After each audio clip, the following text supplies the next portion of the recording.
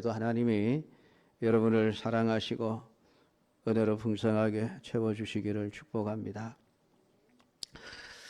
여러분, 세상의 종말과 예수님의 재림에 대한 분명한 믿음과 확신이 있으십니까?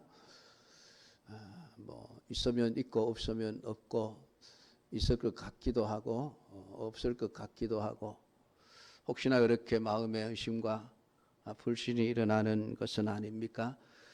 여러분, 하나님의 말씀은 진리이고 거짓이 없으신 분이십니다.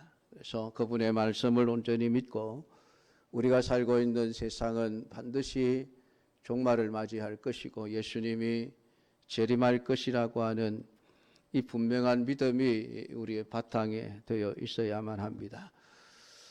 예수님의 재림과 더불어 우리에게 일어나고 있는 삶이 어떤 삶이 될 것인가 하는 것을 예수님은 7개의 그 봉인들을 하나하나 떼시면서 두루마기에 기록된 그 말씀들이 그대로 성취되어지는 모습을 우리에게 보여주고 있습니다.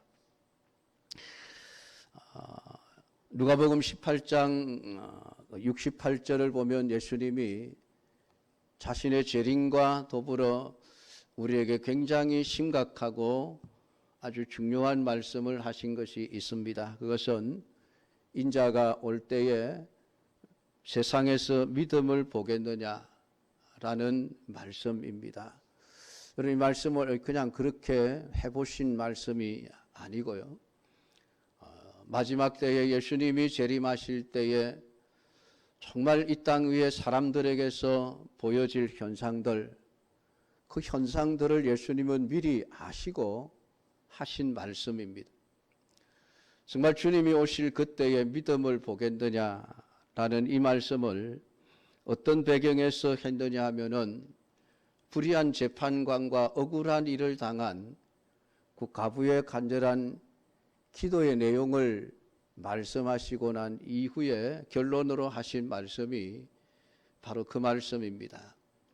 그것은 왜 예수님이 세상에 오실 때에 믿음을 보겠느냐, 그런 근심을 어린 말씀을 하셨느냐라고 하는 겁니다. 그것은 우리가 세상에서 살 동안의 신자들이 세상으로부터 어떤 취급을 당하고 어떤 대우를 받을 것인지를 아셨기 때문에 그렇습니다. 세상에서 우리 믿음의 사람들은 약한 자들이에요. 힘이 없는 사람들입니다.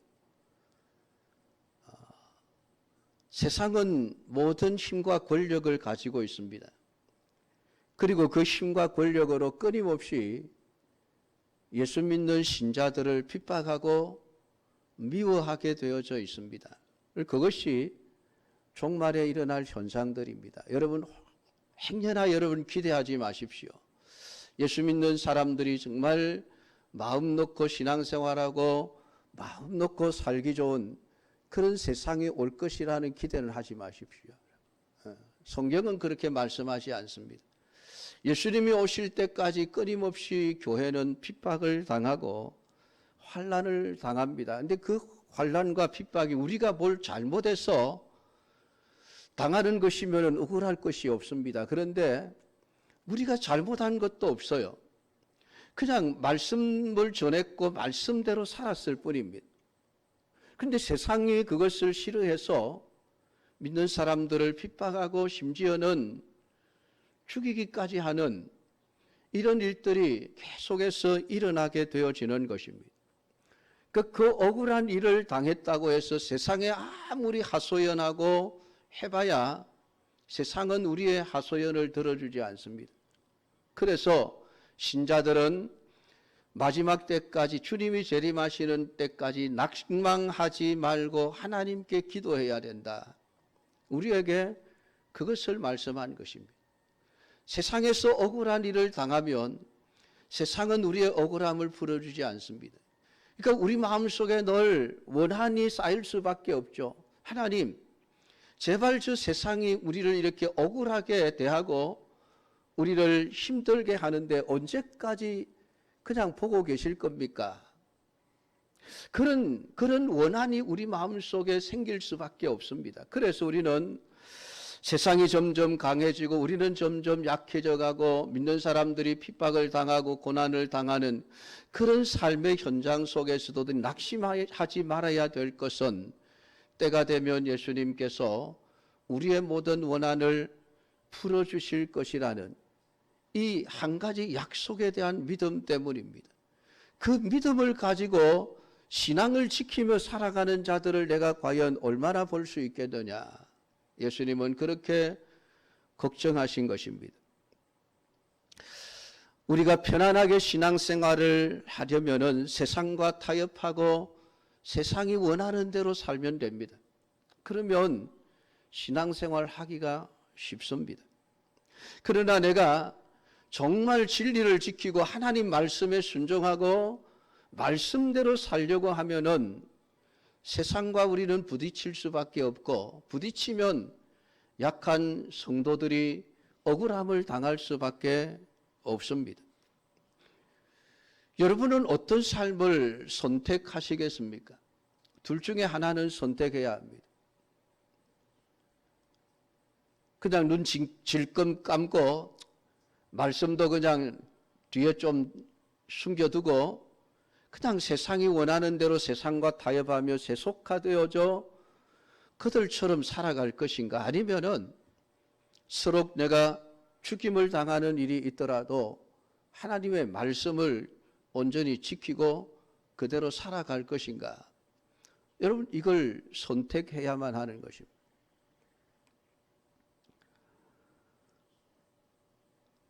우리가 예수 믿는 것 때문에 세상으로부터 고난받는 것을 당연하게 여겨야만 합니다.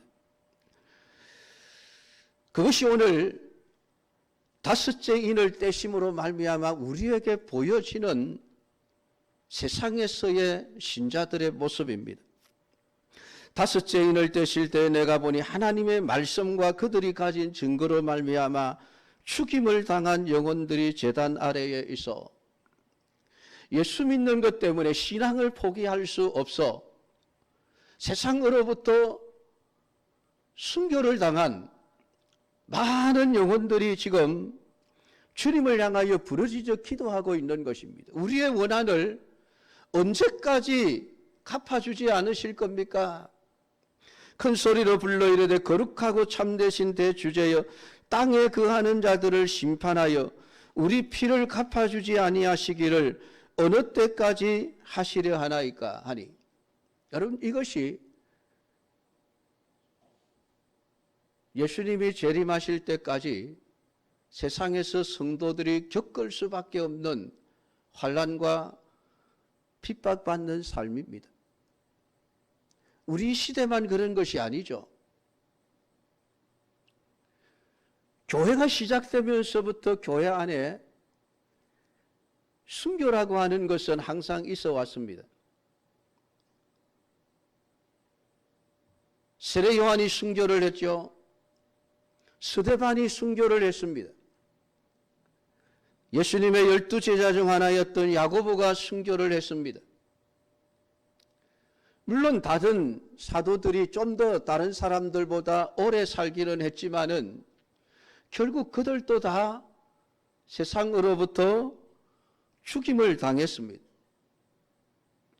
히브리서 11장에 보면 수많은 사람들이 세상으로부터 죽임을 당하는 그런 모습들이 묘사되어져 있습니다.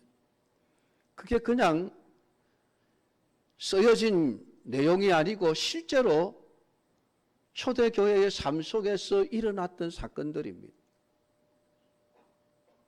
우리나라만 해도 여러분 얼마나 많은 사람들이 일제시대와 6.25 전쟁 그 공산당의 총칼 아래에서 믿음을 지키려다가 순교하신 분들이 얼마나 많습니까? 주기철 목사님, 손양은 목사님, 이름 없는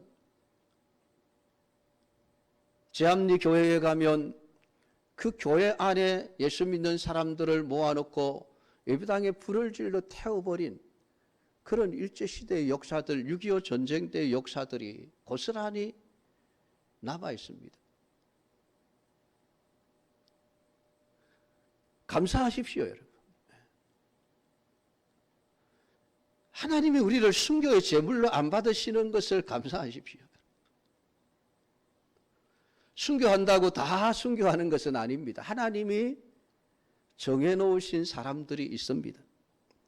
그러니까 11절에 각각 그들에게 흰 두루마기를 주시며 이르시되 아직 잠시 동안 쉬되 그들의 동무 종들과 형제들도 자기처럼 죽임을 당하여 그 수가 차기까지 하라 하시더라. 순교자의 수가 찰 때까지 이 세상에서 믿음의 사람들이 또 환난을 당하고 핍박을 당하고 또 순교하는 사람들이 일어날 것이라. 순교자의 수가 찰 때에 우리 예수님이 이 세상에 재림하셔서 억울하게 순교를 당한 모든 이들, 억울하게 고난을 당하고 핍박을 받은 믿음의 사람들의 그 마음속에 켜켜이 쌓여있는 그 원한들을 그때 가서야 갚아주실 것입니다.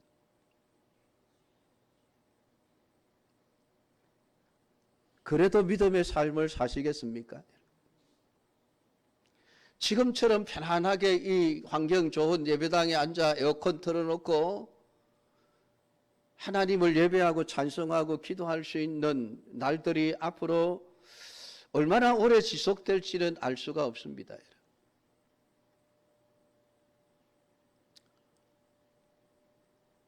어쩌면 우리가 죽기 전에 정말 교회가 세상으로부터 엄청난 환난과 핍박을 당하는 것을 경험해야 할 수도 있습니다.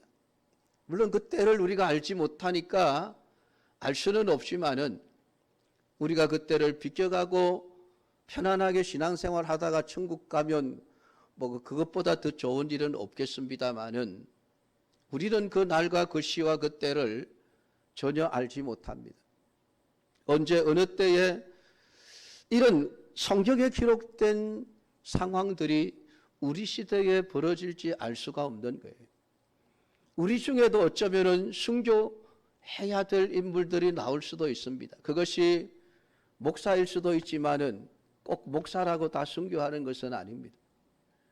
장로님일 수도 있고 권사님일 수도 있고 집사님일 수도 있습니다. 아무 직분을 가지지 않은 일반 성도들일 수도 있습니다. 누가 순교해야 될지는 모릅니다. 하나님이 정해놓으신 것이죠. 그러니까 초대교회를 봐도 야고보는 순교했는데 하나님이 베드로는 순교하기 직전에 감옥에서 탈출시켜 주십니다. 누구를 더 사랑하시는 걸까요? 야고보일까요? 베드로일까요? 사랑의 문제가 아니죠. 사명의 문제입니다. 야고보가 해야 할 사명을 다했기에 하나님이 불러가신 것이고 베드로는 아직 세상에 남아 해야 할 일들이 있기에 남겨두신 것일 뿐입니다. 누가 순교를 하고 누가 살아남을지는 모르지만은 반드시 복음 때문에 말씀 때문에 순교해야 될 사람들의 숫자가 차야 되는 것은 맞습니다. 그 성경이 명백하게 우리에게 말씀을 해주고 있기 때문에 그렇습니다. 한마디로 말하면 신자는 세상에 의해서 죽임을 당하는 자여야 한다. 오늘 성경이 참 슬프지만은 두렵지만은 우리에게 그 말씀을 하고 있습니다. 이거 피해갈 수 없는 문제예요. 우리가 싫어한다고 해서 일어나지 않을 사건들이 아니라는 거죠. 필연적으로 일어날 사건이라고 우리에게 말씀을 해주고 있습니다. 그런데 오늘 이들이 죽임을 당한 이유가 무엇입니까? 악한 죄를 지었기 때문입니까? 아니지 않습니까? 오늘 그들이 하나님의 말씀과 그들이 가진 증거로 말미암아 죽임을 당했다라고 성경은 말씀을 하고 있습니다. 이 말씀의 증거가 무엇일까요? 소위 말하는 은사들일까요? 병든 자를 고치는 은사, 귀신을 쫓아내고 방언을 하는 것들을 말하는 것일까요? 여러분, 우리가 상식적으로 한번 생각을 해 보십시다. 병든 자를 고쳐주는 사람을 세상이 싫어할까요? 죽은 자를 살려주는 교회를 세상이 싫어할까요? 아니지 않습니까? 오히려 세상이 좋아하고 환영을 받을 것 아니겠습니까? 사실 예수님도 3년의 공생애 동안에 사람들에게 굉장히 인기가 있었던 적이 있습니다. 병 고치고 귀신 쫓아내고 기적을 통해서 오병이어를 통해 배고픈 사람들의 배를 채워주셨을 때에 사람들이 열광적으로 예수님을 환영했습니다. 우리의 왕이 되어주십시오. 근데 그들이 예수님을 십자가에 못 박아 죽여버렸습니다. 기적의 예수님은 함께 하셨지만은, 기적의 예수님은 환영했지만은, 좋아했지만은, 기적을 행하지 않는 예수님, 하나님의 말씀대로 그냥 십자가의 죽음의 길을 가는 예수님은 세상이 싫어하는 거예요. 그 이야기를 하고 있습니다. 하나님의 말씀과 오늘 신자들이 그저 하나님 말씀대로 살려고 하다가 보니까 세상이 싫어하는 거예요. 싫어하는 거예요. 그 말씀의 증거들이라고 하는 어떤 기적과 능력을 행하는 증거들이 아니면 우리가 명백히 이해할 수 있습니다. 도무지 세상에 도움을 주지 않는 신자들, 세상에게 어떤 유익도 갖다 주지 않는 교회, 오직 하나님 말씀밖에 모르고 그 말씀의 증거라고 하는 것이 결국은 그리스도의 십자가만을 증거하는 이러한 교회가 되어질 때 세상은 교회를 싫어하게 되어져 있습니다. 그러니까 교회가 자꾸만 세상이 좋아하는 말을 하게 되어지죠. 예수 믿으면 복 받고 잘 삽니다. 누구나가 다 좋아하는, 듣고 싶어 하는 이야기들입니다. 하나님은 그렇게 말씀하시지 않거든요. 그런데 교회가 세상이 좋아하고 세상이 듣고 싶어 하는 말들을 해줍니다. 근데 그렇게 인기가 많았었죠, 교회가. 근데 여러분, 하나님의 말씀과 그 말씀의 증거들을 따르지 아니하고 세상이 좋아하는 곳으로 가던 교회가 지금 어떻게 되어 있습니까? 결국은 세상으로부터 팽당했지 않습니까? 토사구팽이라 그러죠. 좋을 때는 받아들이고 싫을 때는 그냥 발로 차버리는, 여러분 그런 신세가 되어져 있지 않습니까? 근데 교회가 정신을 차려야 됩니다. 교회가 세상에 주어야 할 것은 하나님의 말씀과 십자가밖에 없습니다, 여러분. 다른 것 없어요. 병 고치는 것, 여러분 의사들 다 하고 있습니다. 귀신 쫓아내는 것, 무당들도 다 합니다, 여러분.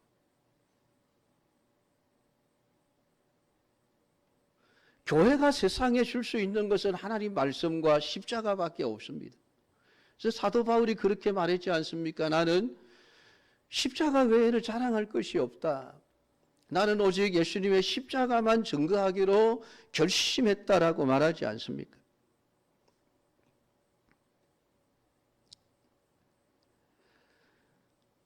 결국 하나님의 말씀을 가지고 말씀의 증거를 외치는 신자들은 세상이 예수님을 미워하였듯이 결국은 신자들 또한 미워하게 되어져 있습니다.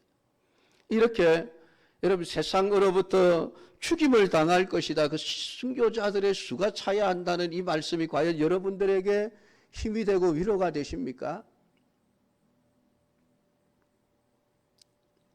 큰일 났다 싶습니까, 여러분? 우리를 난처하게 하고 맥 빠지게 하는 말씀은 아닙니까? 아, 왜 성경이 이렇게 부정적인 말씀을 하시지? 그런 생각이 드십니까?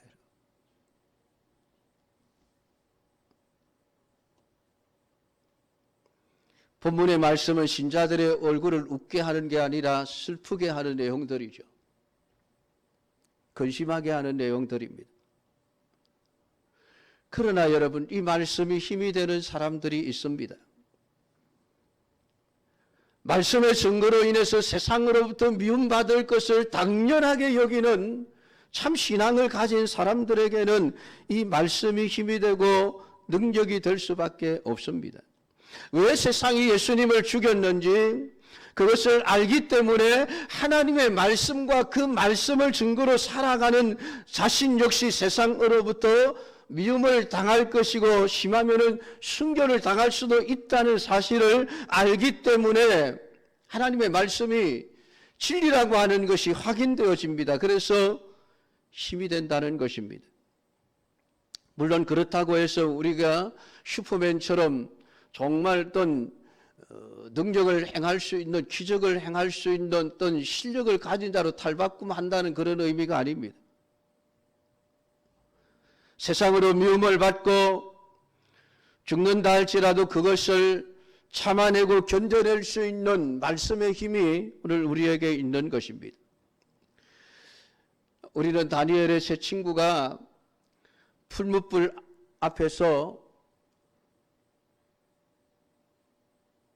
신상 앞에 절하지 않고 풀무불 속에 던져진 사건을 우리는 알고 있습니다. 우리가 생각할 때 아주 힘있고 용기 있는 행동이죠. 근데 그 세 친구들이 풀무불에 던져질 때에 어떤 이상한 그런 힘이 막 생겨나가지고 그래서 풀무불 속에 던져졌을까요? 아닙니다. 평범한 사람이었습니다. 단지 그들에게 믿음이 있었을 뿐입니다. 어떤 믿음입니까? 하나님이 살려주실 것이라는 사실과 서로 살려주지 않고 불에 타 죽는다 할지라도 하나님을 믿는 것을 포기할 수 없습니다라는 이 믿음, 이 두 가지 믿음이 그들로 하여금 풀무불 속에 당당하게 들어갈 수 있는 힘과 능력이 되어졌던 것입니다. 그것이 신앙의 힘입니다.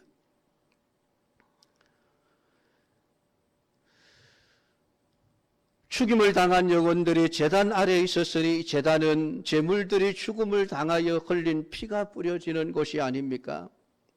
그 제단 아래에 죽임을 당한 성도들의 피가 있습니다. 그것은 그들의 피가 하나님 앞에 거룩한 제물이 되어지면 하나님이 받으신다는 것을 의미하는 것입니다. 오늘 이들은 주님 빨리 우리의 억울한 원한을 좀 풀어주십시오. 왜 지체하십니까? 왜 빨리 안 갚아주십니까? 어느 때까지 이렇게 우리를 내버려 두실 것입니까? 라고 말하고 있지 않습니까? 그들처럼 순교의 길을 가면서 얼마나 억울했겠습니까? 하나님이 하늘에서 뭐 벼락이라도 쳐서 그냥 자기들을 죽이는 사람들을 그냥 그 자리에서 땡장 죽여버리고 자기들을 살려주시는 이런 기적이 나타나면 얼마나 좋았을까요? 근데 하나님은 그렇게 하시지 않습니다.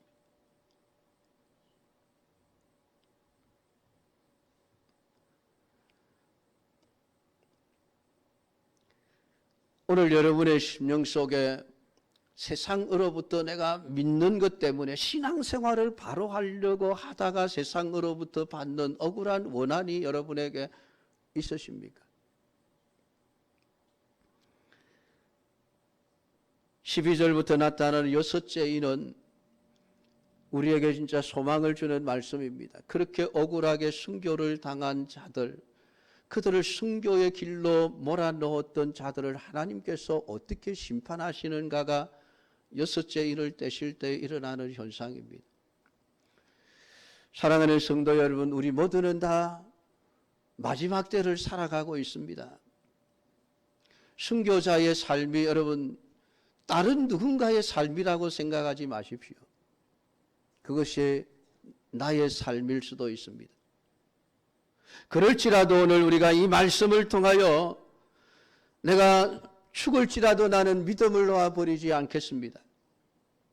오늘 오전에 말씀을 드렸던 것처럼 하나님이 우리에게 주신 영원한 천국의 그 기업의 영광이 얼마나 크고 놀랍고 가치 있는 것인지를 알기에 그래, 세상에서 나는 죽임을 당하더라도 나는 하나님을 섬기는 이 믿음, 하나님의 말씀대로 사는 이 삶을 놓아버리지 않겠습니다. 여러분 그렇게 신앙의 각오를 단단히 하시고 살아가시는 믿음의 사람들이 다 되기를 주님의 이름으로 축복합니다. 하나님이 보실 때 세상은 문제투성이죠. 죄악투성입니다.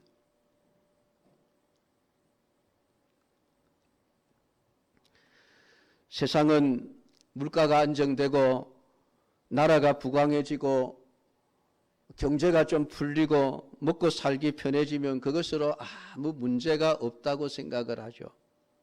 그러나 하나님은 이 세상을 그런 것으로 판단하지 않습니다.